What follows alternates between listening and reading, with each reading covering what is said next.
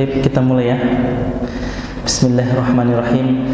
Assalamualaikum warahmatullahi wabarakatuh.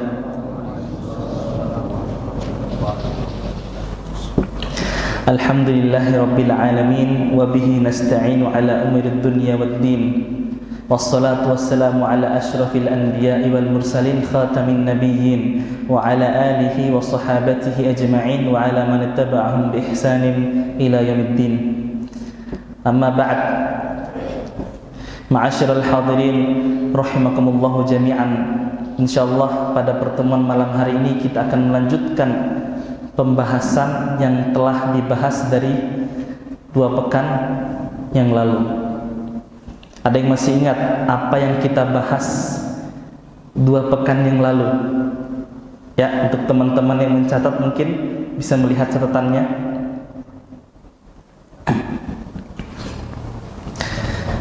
Para jamaah sekalian, 2 pekan yang lalu kita membahas prinsip pertama dalam akidah dan juga manhaj salaf.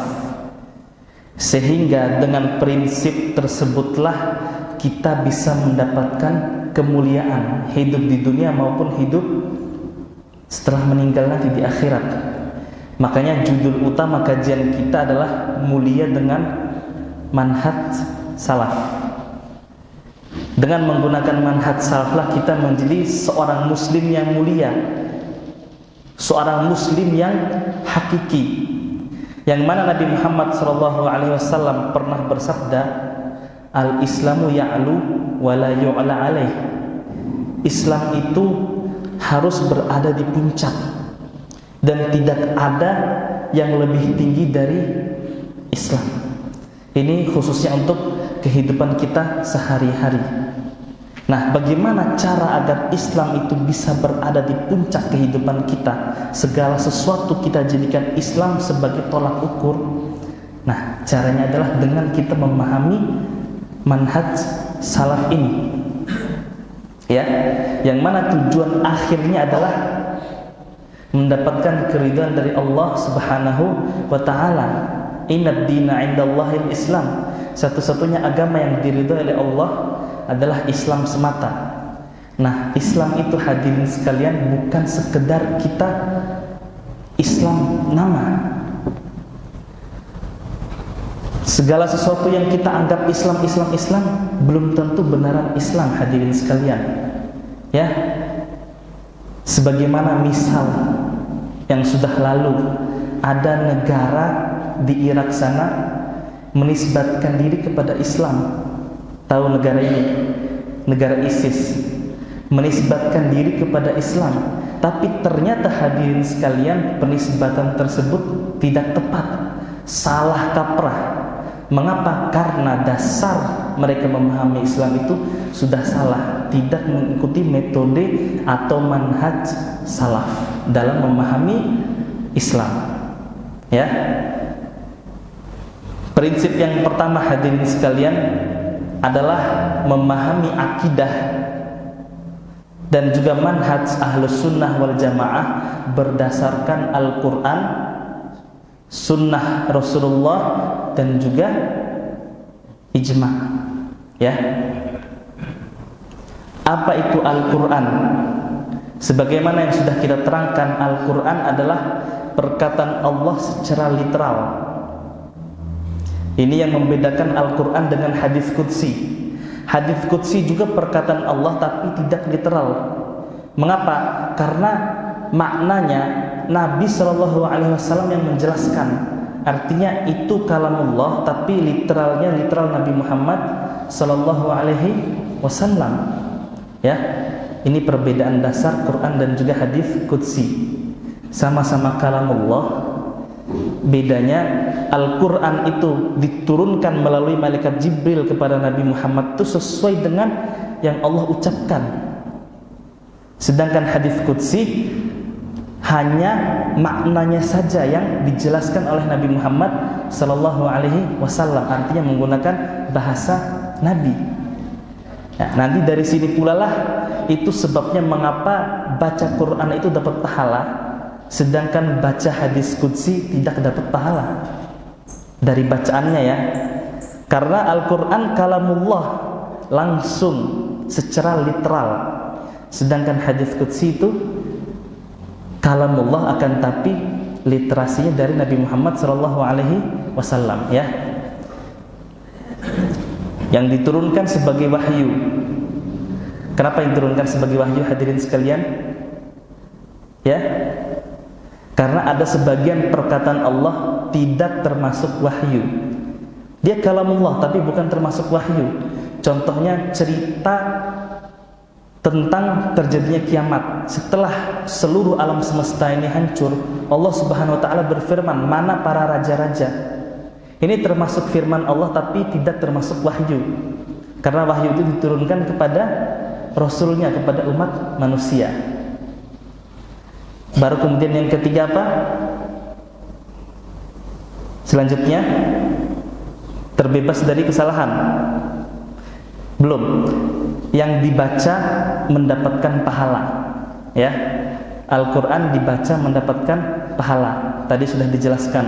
Baru kemudian selanjutnya terbebas dari revisi, kesalahan, perubahan dan lain sebagainya. Perubahannya tidak ada Al-Quran revisi. Dari zaman Nabi sampai zaman kita sekarang, Al-Quran itu sama, hadirin sekalian. Berbeda dengan nasikh wal mansukh, ya. Nasikh wal mansukh itu bukan revisi, hadirin sekalian, ya. Karena nasikh wal mansukh itu ada diturunkan ketika Nabi Muhammad SAW masih hidup, sehingga terhitung syariat itu belum sempurna. Sehingga ketika Allah Subhanahu wa taala menginginkan sebuah ayat Al-Quran itu untuk dihapus, maka ini belum disebut sebagai revisi karena belum sempurna turunnya, ya. Berbeda halnya dengan kitab-kitab agama lain, ya. Mereka terjadi revisi itu setelah orang yang mengucapkan atau orang yang mendapatkan kitab tersebut meninggal dunia. Ya, ini juga nanti perbedaan antara Al-Quran dan juga kitab-kitab yang lainnya. Itu Al-Quran. Kemudian kita menjelaskan juga ada 4 metode atau cara untuk kita memahami Al-Quran. Jangan sampai kita memahami Al-Quran itu serampangan tanpa menggunakan 4 cara ini. Yang mana cara pertamanya adalah menafsirkan ayat Al-Quran menggunakan ayat Al-Quran yang lainnya. Kita berikan contoh, misalnya Allah Subhanahu wa taala berfirman, "Wa man lam yahkum bima anzalallah fa ulaika humul kafirun." Orang-orang yang tidak berhukum dengan hukum Allah, maka merekalah orang-orang kafir. Kemudian di ayat selanjutnya Allah Subhanahu wa taala berfirman, "Wa man lam yahkum bima anzalallah fa ulaika humul adh-dhalimun." Barang siapa yang tidak berhukum dengan hukum Allah, maka mereka orang zalim. Di ayat yang selanjutnya, mereka orang-orang yang fasik. Nah, kalau orang-orang Khawarij, hadirin sekalian, takfiri, kelompok ISIS dan lain sebagainya, mereka hanya mengambil ayat yang pertama, yang tidak berhukum dengan hukum Allah pasti kafir. Padahal di dalam Al-Quran, di 2 ayat Allah berfirman, orang yang berhukum dengan hukum Allah tidak sampai kafir, hanya zalim dan juga fasik, ya. Nah, dalam pemahaman Ahlus Sunnah wal Jamaah, metode pertama dalam memahami Al-Quran, menafsirkan satu ayat harus menggunakan ayat-ayat yang lainnya agar pemahaman kita itu menjadi pemahaman yang benar. Mungkin muncul pertanyaan, "Ustaz, terus yang kafir itu kita kemanakan kalau ujung-ujungnya kita maknai sebagai tidak kafir?" Maka jawabannya, hadirin sekalian, sesungguhnya kekufuran itu ada 2 macam. Kufur i'tiqadi dan juga kufur amali. Kufur yang berkaitan dengan hati dan juga kufur yang berkaitan dengan amalan. Contoh, kita contohkan dengan munafik. Orang munafik itu apa, hadirin sekalian? Ya? Apa orang munafik?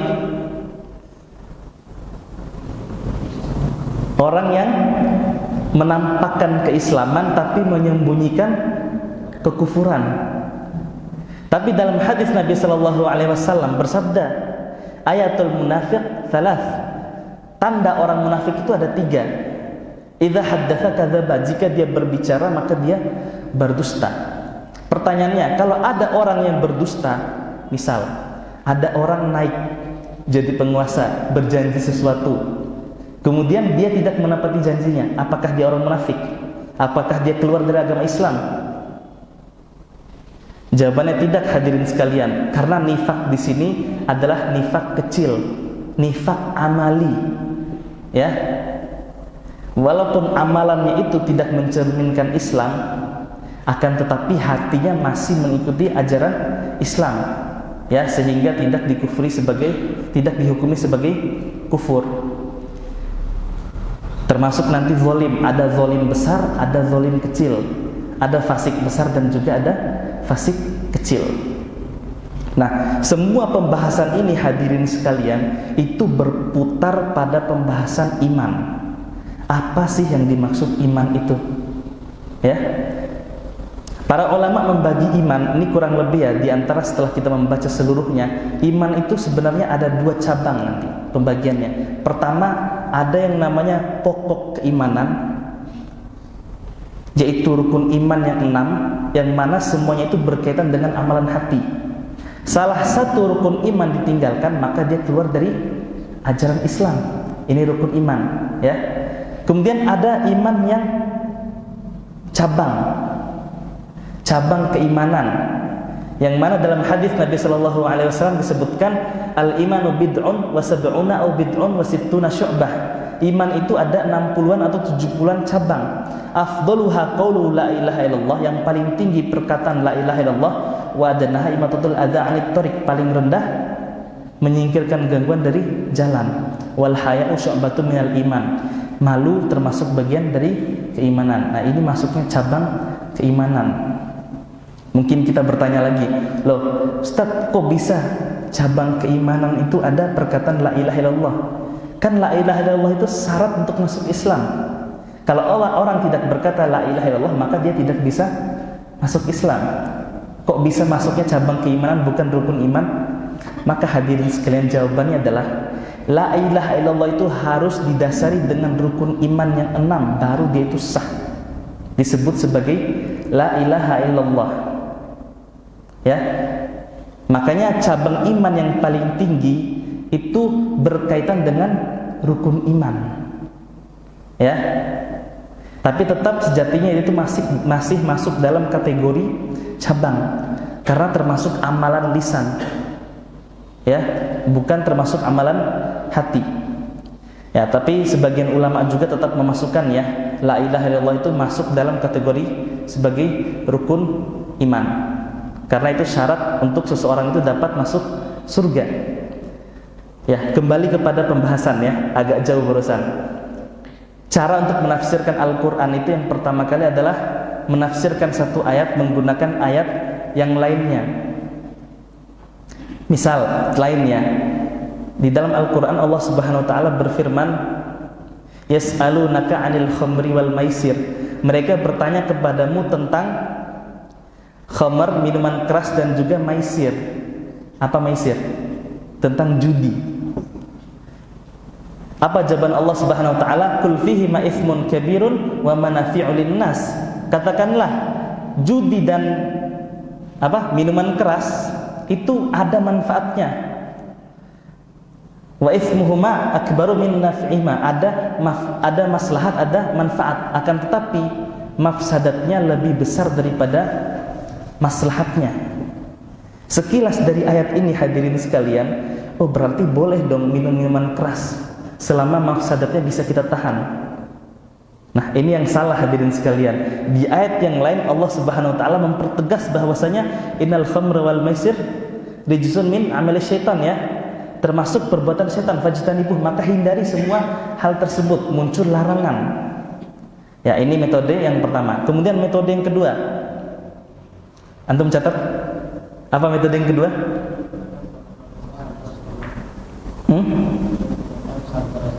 Itu termasuk yang pertama, ya. Ana pisah di sini karena nanti pembahasan sunnah ini masuk di nomor 2-nya, Al-Quran dulu. Yang kedua itu adalah apa yang kedua? Menggunakan Belum. Yang kedua itu tidak menggunakan pendapat secara murni. Tidak menafsirkan Al-Quran murni menggunakan pendapat saja. Atau dengan kata lain murni menggunakan bahasa saja. Karena Al-Quran diturunkan dengan bahasa Arab, akhirnya ada sebagian manusia, sebagian orang menafsirkan Al-Quran semaunya sendiri menggunakan bahasa saja. Kemarin kita kasih contoh seperti misalnya masalah jilbab. Ada yang menafsirkan ayat jilbab itu maksudnya hanya menutup dada, sedangkan rambut dan leher itu tidak wajib ditutup. Ya, ini menafsirkan murni menggunakan pendapat atau akal. Ya, ini yang jangan dilakukan seperti ini ya. Baru kemudian yang ketiga itu apa yang ketiga? Yang ketiga adalah menafsirkan Al-Quran menggunakan istilah syar'i. Ya, seperti anak kasih contoh misalnya masalah sholat. Sholat itu secara bahasa artinya berdoa, sedangkan secara istilah sholat itu sesuatu amalan ibadah yang dimulai dengan takbiratul ihram atau niat. Ya, perbedaan pendapat para ulama, diakhiri dengan salam. Itu makna dari sholat secara istilah. Baru kemudian yang keempat, istilah secara bahasa juga tetap digunakan, tetap penting tapi pada porsi tertentu. Ya, seperti misalnya masalah ayat-ayat sifat tentang Allah Subhanahu wa Ta'ala itu ditafsirkan menggunakan tafsiran bahasa juga. Ya, Allahu a'lam bishawab, itu Alkitab. Kemudian sumber kedua dalam pemahaman akidah Ahlus Sunnah wal Jamaah adalah sunnah. Apa yang dimaksud dengan sunnah, hadirin sekalian? Sunnah itu merupakan sumber yang nomor 2. Jadi jangan dibalik ya. Jangan sunnah duluan baru Al-Quran. Akan tapi Al-Quran dulu baru sunnah Nabi Muhammad SAW. Kenapa? Karena sunnah adalah penjelas terhadap Al-Quran. Apa-apa yang umum di dalam Al-Quran nanti akan diperjelas di dalam sunnah Rasulullah SAW. Nanti kita akan berikan contoh insyaallah. Yang dimaksud dengan sunnah adalah kullu ma nukila 'anin Nabi SAW, setiap hal yang dinisbatkan kepada Nabi Muhammad SAW, min qaulin, perkataan, au fi'lin, perbuatan, au takririn, penetapan, au sifatin khuluqiyah, au khalqiyah, au sirah mutlaqan.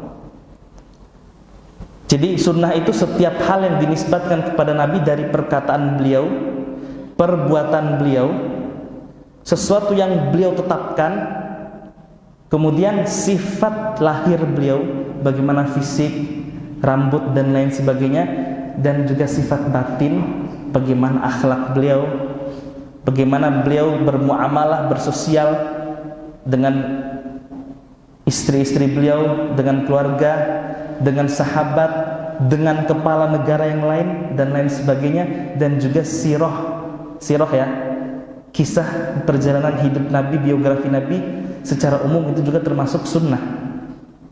Ya, karena sunnah secara bahasa itu artinya perjalanan atau kebiasaan.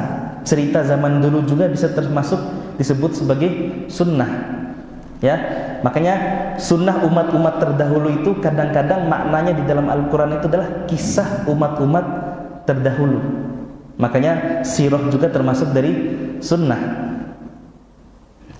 Nah, contoh, kita kasihkan contoh sekarang. Sunnah itu tadi kan perkataan Nabi. Dan anak katakan sunnah itu menjelaskan Al-Quran. Misalnya Nabi Muhammad SAW bersabda, "Shallu kama ra'aitumuni usolli." Salatlah kalian sebagaimana kalian melihat aku salat. Berapa kali Nabi SAW salat wajib setiap hari? Jawabannya 5 kali ya. Pertanyaannya, di dalam Al-Quran ada atau tidak perintah wajib sholat 5 waktu? Disebutkan subuh, zuhur, asar, maghrib, isya. Jawabannya tidak ada, hadirin sekalian. Di Al-Quran itu hanya ada perintah Allah Subhanahu Wa Taala, hafizu 'alas sholawati was sholatil wusta. Jagalah solat-solat dan solat pertengahan, tanpa disebutkan secara rinci solat apa aja yang harus dijaga setiap hari itu. Maka sunnah Nabi Muhammad SAW datang menjelaskannya. Bunyal Islamu ala khamsin, Islam dibangun atas 5 perkara. Pertama syahadat, kedua wa iqamis shalah.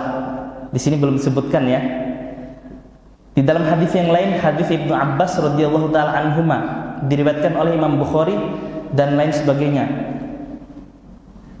Fa'alimhum annallaha iftarada alaihim khamsa salawatin fi kulli yaumin wa lailah. Ketika Nabi sallallahu alaihi wasallam mengutus Muaz untuk pergi berdakwah, Nabi bersabda kepada Muaz. Ini riwayat Ibnu Abbas tapi yang melakukan Muaz bin Jabal ya. Ajarkan kepada orang-orang Nasrani itu yang ada di Yaman bahwasanya Allah itu mewajibkan atas mereka sholat 5 waktu setiap harinya. Ya. Ini sunnah qauliyah, ucapan Nabi Shallallahu Alaihi Wasallam. Kemudian ada sunnah fi'liyah, perbuatan Nabi Shallallahu Alaihi Wasallam. Termasuk nanti ada penjelasan ya, ada perbuatan Nabi tapi tidak dianggap sunnah juga. Ya.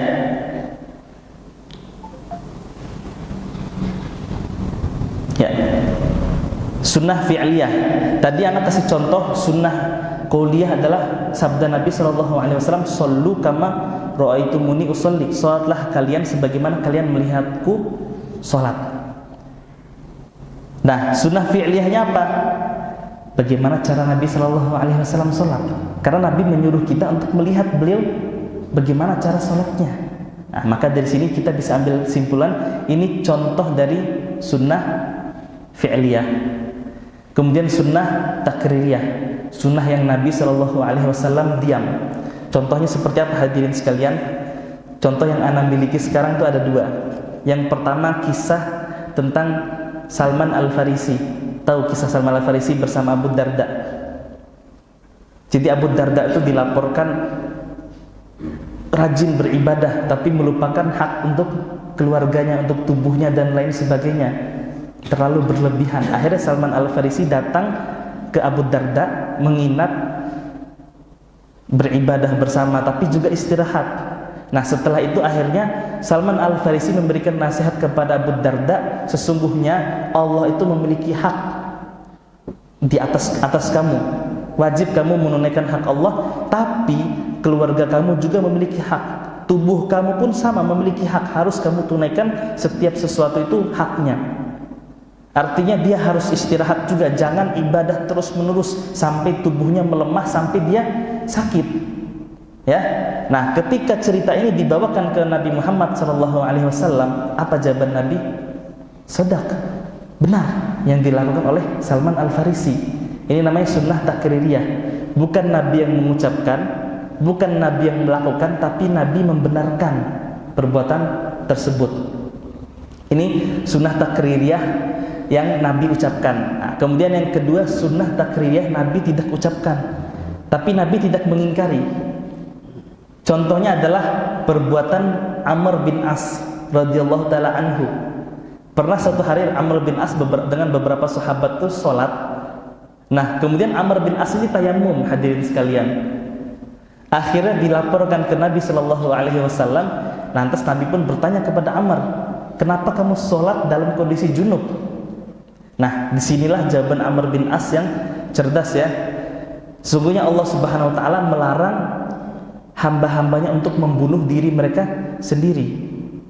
Mengapa hadirin sekalian? Karena ketika itu cuaca itu sangat dingin, di puncak musim dingin.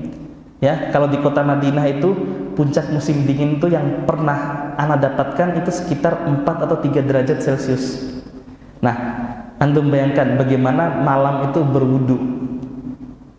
Ya, apalagi mandi hadirin sekalian karena dalam kondisi junub.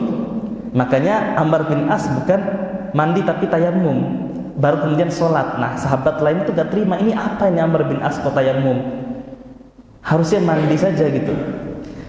Ya, padahal seandainya Amr bin As mandi, bisa saja tidak ada masalah. Tapi bisa saja hadirin sekalian ya. Artinya bisa saja kebalikannya, yang ada malah jadi sakit.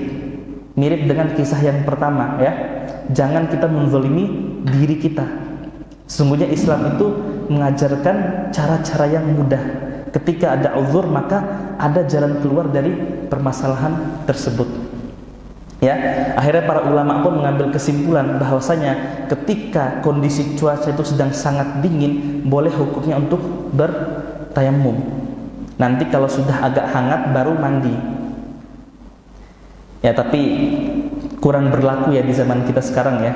Karena zaman kita sekarang udah bisa masak air dengan mudah. Kalau di zaman itu susah hadirin sekalian. Untuk menyalakan api saja harus nih, ya. Wallahu a'lam bishawab. Itu sunnah takririyah. Kemudian sifat khuluqiyah. Sifat khuluqiyah dulu, sifat lahir. Bagaimana fisik Nabi Shallallahu Alaihi Wasallam, kemudian sifat batin, bagaimana sifatnya, sebagaimana yang dijelaskan Aisyah, khuluquhu Al-Quran, akhlak Nabi itu seperti Al-Quran, dan juga sirah. Ya, sampai titik sini paham ya?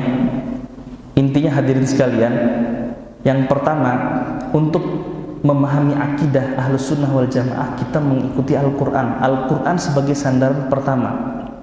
Kemudian sandaran kedua adalah hadis, dan hadis ini posisinya adalah penjelas bagi Al-Quran, ya. Jadi jangan sampai berdiri sendiri. Mungkin muncul pertanyaan, Ustaz, ana nggak mau pakai hadis deh, ana mau pakai Al-Quran saja, bisa atau tidak? Jawabannya, jawabannya bisa dan tidak. Bisa dan tidak. Kenapa ana bilang bisa dan tidak? Karena di dalam Al-Quran ada perintah untuk memakai sunnah. Artinya kalau antum mau pakai Al-Quran saja bisa. Caranya apa? Ikuti Al-Quran secara penuh, termasuk mengikuti sunnah Rasulullah SAW. Ya, makanya anak katakan bisa saja tidak bisa. Tidak bisa juga kenapa? Karena dalam Al-Quran ada perintah untuk mengikuti sunnah. Ya ayyuhalladzina amanu ati'ullaha wa ati'ur rasul. Wahai orang-orang beriman, taati Allah dan taati Rasul. Wa ma atakumur rasulu fakhudhuhu wa ma nahakum anhu fantahu. Apa yang Nabi perintahkan lakukan, apa yang Nabi larang maka tinggalkan. Laqad kana lakum fi Rasulillahi uswatun hasanah. Sungguh pada diri Rasulullah itu ada uswah hasanah, suri tauladan yang baik. Artinya perbuatan Nabi itu kita tiru, ya. Ini semua ada di dalam Al-Quran. Nah, kalau kita mengikuti Al-Quran saja, maka konsekuensinya harus mengikuti sunnah Rasulullah Sallallahu Alaihi Wasallam, ya. Makanya pertanyaan tersebut jawabannya itu bisa iya, bisa tidak, ya. Sampai titik ini paham ya? Nah, kemudian ini beberapa pertanyaan yang lain ya. Ustaz, bukannya sunnah itu artinya dikerjakan dapat pahala, ditinggalkan tidak apa-apa? Kan ini sunnah. Kok antum sekarang bilang sunnah itu artinya hadis gitu? Maka hadirin sekalian, sunnah itu sebenarnya ini secara istilah ya, memiliki 3 makna kurang lebih. Yang pertama, sebagaimana yang kita jelaskan, sunnah itu apa? Muradif, sinonim. Sunnah itu sinonim dari hadis. Sunnah sama dengan hadis, ya. Ini makna sunnah yang pertama, ya. Kemudian yang kedua, seperti yang ditanyakan tersebut, sunnah itu lawan dari makruh. Sunnah itu ada perintah tapi tidak wajib dilakukan. Dikerjakan dapat pahala, ditinggalkan tidak dapat dosa, ya. Itu makna sunnah yang kedua. Kemudian makna sunnah yang ketiga apa hadirin sekalian? Sunnah yang ketiga maknanya adalah lawan dari bid'ah.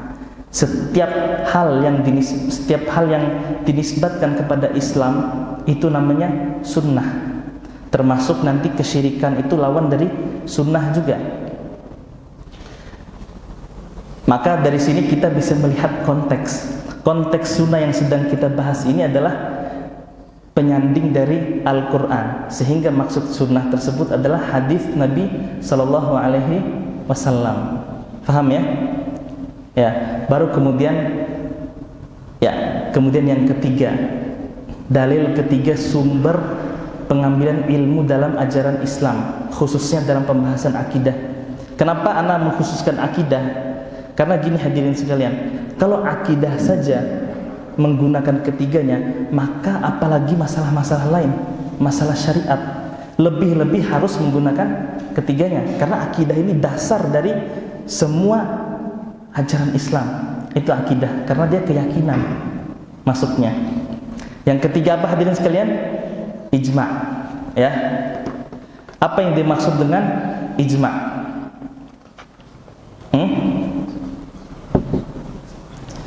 Ijma itu gini hadirin sekalian, kesepakatan di antara para ulama di suatu zaman, di satu zaman ya, setelah Nabi Shallallahu Alaihi Wasallam meninggal.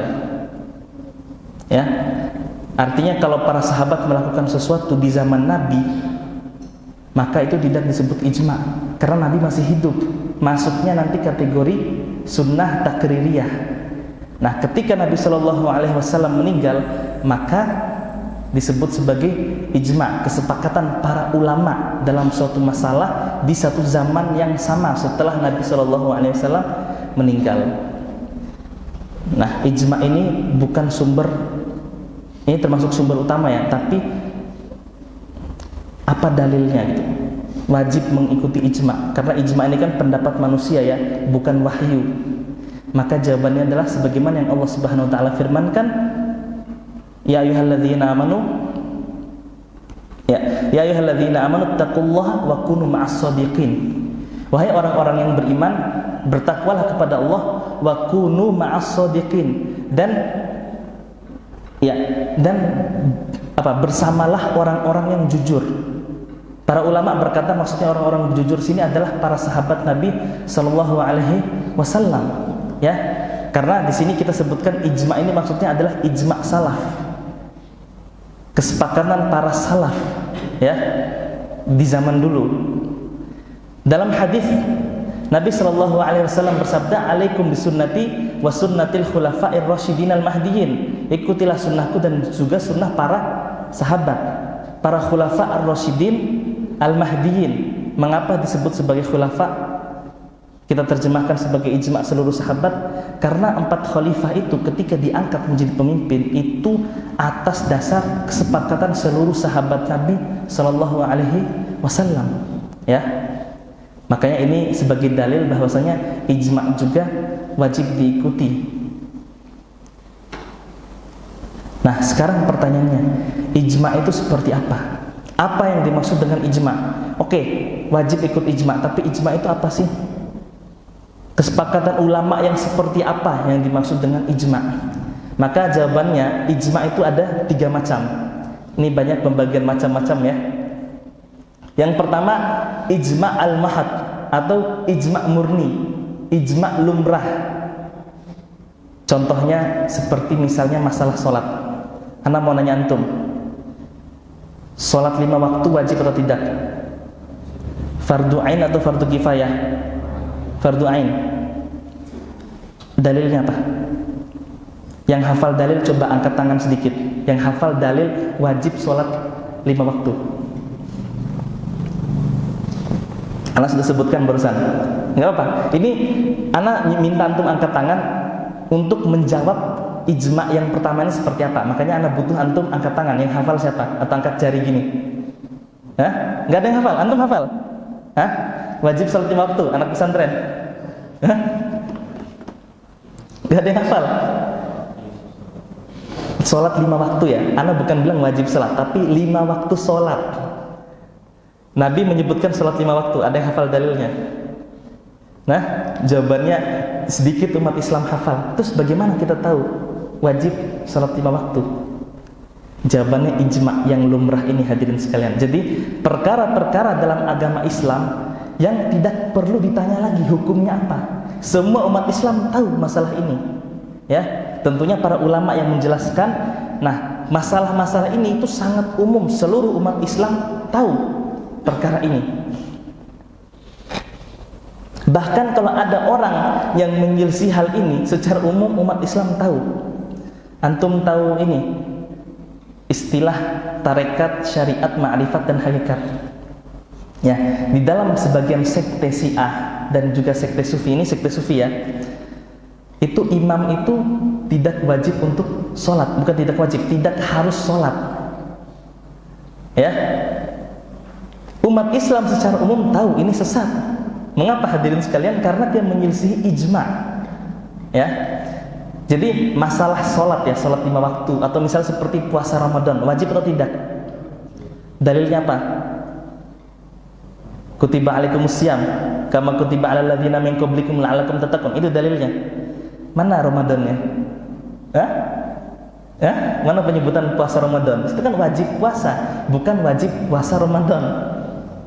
Jawabannya ayat setelahnya, syahrul ramadhan alladzi unzila fihil Qur'an. Di bulan Ramadan. Faman syahida minkumus syahra falyasum. Barang siapa yang sudah mencapai bulan Ramadan maka puasalah. Nah, walaupun kita tidak hafal dalilnya, tapi dengan ijma ini, ijma lumrah ya anak sebutnya, secara umum umat Islam tahu hukumnya. Hukumnya itu wajib. Nah, ini termasuk kategori ilmu juga hadirin sekalian. Walaupun tidak hafal dalil, tapi ini pun sudah termasuk dalil. Ya, paham ya? Ini ijma yang nomor 1. Kemudian ijma yang kedua, ijma istiqra'i.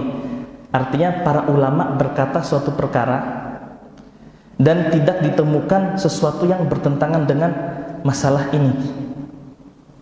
Contoh, para ulama itu bersepakat wajib kita itu mengikuti Al-Quran dan juga sunnah Rasulullah SAW dalam beragama Islam. Ya, dan hal ini tidak ada kita. Nah, pertanyaan gini, siapa saja ulama yang berkata demikian? Semua ulama itu siapa?